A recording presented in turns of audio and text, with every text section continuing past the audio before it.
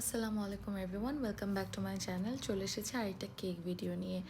বাজারে সবসময় যে কমন ফ্লেভার্সগুলো আছে, black forest, chocolate, vanilla, strawberry, এগুলো কেক খেতে খেতে যখন আমরা বোর্ড, তখন কিছু নতুনত্ব ফ্লেভার্সের কেক পেলে বেশ ভালোই লাগে। ফ্রুট ফ্লেভার্সের কেক যেমন লেমন কেক, ব্লুবেরি কেক বা অরেঞ্জ কেক যখনই বানানো হয় বাসায়, আমাকে সবাই অনেক বেশি প্রশংসা করে এটা খেয়ে। সো আজকে আমি অনেকগুলো লেমন কেক সাকসেসফুলি বানানোর পর এবার আমি ভেবেছি যে আমি একটা অরেঞ্জ কেক বানাবো, অ্যান্ড আমি এখানে সেটার ডেকোরেশনটাই দেখাবো আজকে। সো এখানে আমি ইউজ করেছি ট্রপিক্যাল ক্রিম।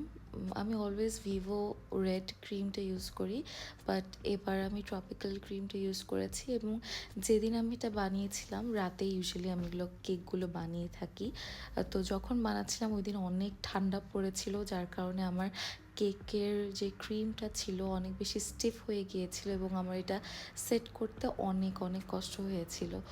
বাট একটা টেকনিক আমি শিখেছিলাম, যেখানে হচ্ছে এই যে আমি যে স্টিলের ছুরিটা ইউজ করছি সেটা যদি আমি একটু টিস্যু দিয়ে মুছে নিই বা একটু ঠান্ডা পানি দিয়ে ধুয়ে ক্লিন করে নিই, তখন এটা সেট করা খুব খুব ইজি হয়ে যাচ্ছিলো। আচ্ছা, সো অরেঞ্জ কেকের একটা মেইন ইনগ্রেডিয়েন্ট হচ্ছে পাইপিং জেল।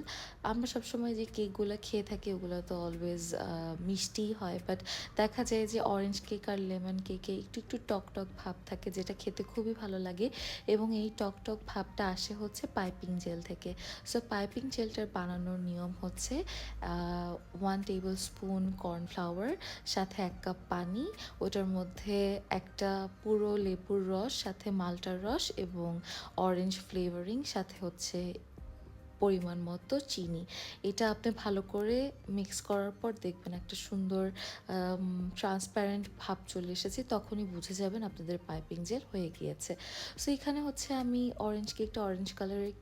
অরেঞ্জ কালারেরই রেখেছি এবং চাচ্ছিলাম রেড কালারের কিছু ফ্লাওয়ার্স দিতে, বাট যেহেতু আমি আমার ডিজায়ার্ড কালার পাচ্ছিলাম না, সো আমি পাইপিং ব্যাগে অল্প করে একটু কালার দিয়ে নিয়েছি এবং ভালো করে সেটা রাব করে বাকি ক্রিমটুকু দিয়ে আমি হচ্ছে ফ্লাওয়ার্সগুলো বানিয়েছি। লাস্টে আমার টাইম কম থাকার কারণে আমি বেশ একটা ডিজাইন করতে পারিনি। সো বাকি যে পাইপিং জেলটা ছিল সেটা দিয়ে আমি কেকটার উপরে একটু ছড়িয়ে দিয়েছি, যেন ফ্লেভারটা একটু বেশি এনহ্যান্সড হয়।